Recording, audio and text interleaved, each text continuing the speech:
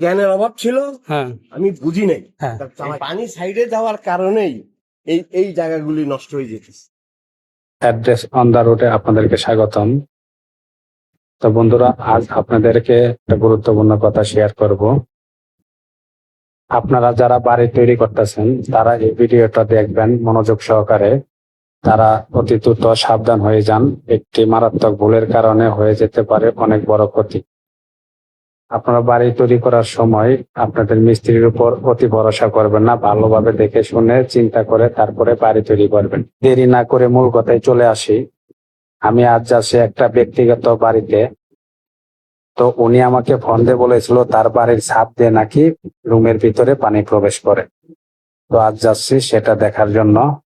তো ওখানে গিয়ে কি দেখবো সরাসরি আপনাদেরকে ক্লায়েন্টের সাথে কথাবার্তা সরাসরি বলবো, দেখতে পাবেন।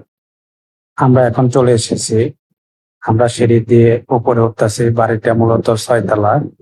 আর আমরা এখন 6 তলা ছাদের উপরে যাব। সিঁড়ি দিয়ে ওঠার সময় সিঁড়ির রুমের ঘরের যে দেওয়ালগুলো আছে সেগুলোর অবস্থাও আমরা চোখে দেখলাম, এগুলো ড্যাম হয়ে গিয়েছে। আমরা এখন ছাদের দিকে যাচ্ছি। ছাদে যাওয়ার আগে রুমের অবস্থা দেখবো, রুমের কি অবস্থা হয়েছে। তো রুমে প্রবেশ করে আমরা দেখতে পেলাম রুমের যে দেওয়ালগুলো আছে, আউটসাইডের দেওয়াল, সেগুলো ড্যাম চলে আসছে এবং স্যাঁতস্যাঁতে ভাব হয়ে গিয়েছে। এটা মূলত ছাদে থেকে পানি এসে এই দেওয়ালে ভিজে গিয়েছে এবং ড্যাম চলে এসেছে। এই জায়গাটা নিচু, এই জায়গাটা উঁচু। এই জায়গাটা মাঝখানটা উঁচু করছে যাতে পানিগুলি সাইডে চলে যায়। আচ্ছা বুঝছেন? হ্যাঁ এই পানি সাইডে যাওয়ার কারণেই এই জায়গাগুলি নষ্ট হয়ে যেতেছে। এই আচ্ছা। কোনার রুমটাও নষ্ট হয়ে যেতেছে, এইদিকে পুরা নষ্ট হয়ে যেতেছে। এটা কি প্যাটার্ন স্টোন ঢালাই করা? হ্যাঁ, প্যাটার্ন স্টোন ঢালাই করছেন না মূল ছাদ এটা? এটা মূল ছাদ। আচ্ছা, মূল ছাদটা এরকম করে স্লোপ করে দিচ্ছেন যাতে মূল ছাদের উপরে হ্যাঁ। ওটা সিমেন্ট দিয়া, আচ্ছা আচ্ছা এই দেখছেন এগুলি, হ্যাঁ হ্যাঁ এটা সে দিছিল চালাকি করে। আচ্ছা। আমি তখন বুঝি নাই। ও মানে আমার তো জ্ঞানের অভাব ছিল, হ্যাঁ আমি বুঝি নাই তার চালাকিটা। বুঝতে পারছি। বুঝছেন?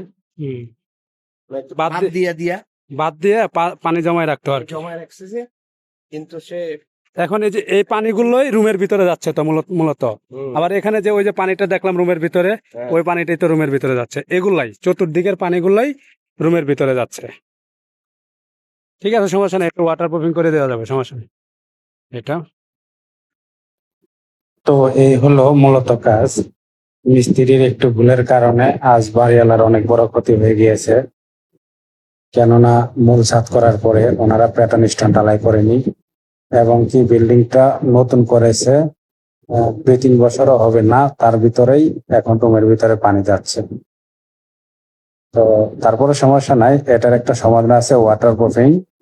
কিন্তু ওয়াটার প্রুফিং করলে সমাধান হয়ে যাবে।